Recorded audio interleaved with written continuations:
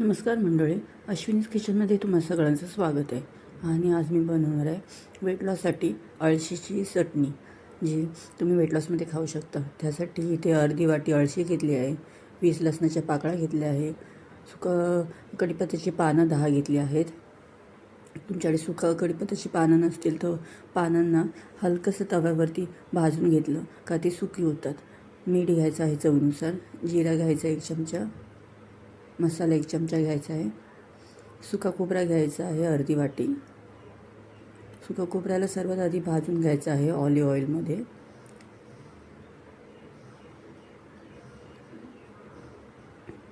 त्यानंतर अळशी भाजून घ्यायची आहे. अळशी भाजून त्याच्यामध्ये कढीपत्ता टाकायचा आहे, लसूण टाकायचा आहे,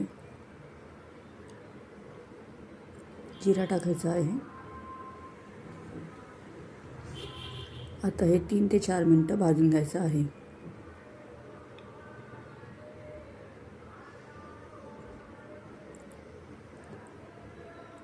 तीन ते 4 मिनटं भाजल्याच्या नंतर अळशीला थोडं थंड करायचं आहे आणि मिक्सरच्या भांड्यामध्ये हे सर्व मिश्रण टाकायचं आहे.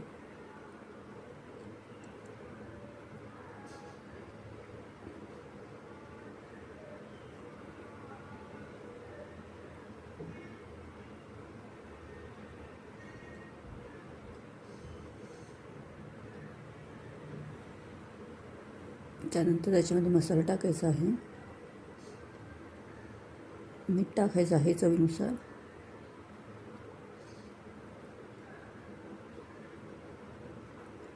आणि आता हे सर्व मिक्सरला वाटून घ्यायचं आहे.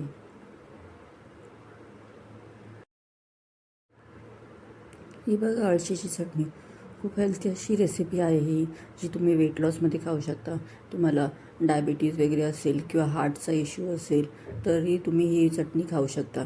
ही चटणी डायजेशनसाठी पण खूप चांगली अशी रेसिपी आहे. रेग्युलर यूजमध्ये तुम्ही ही चटणी दररोज 2 चमचे वगैरे घेऊ शकता. ज्याच्यामुळे तुमचा वेट लॉस लवकर होईल.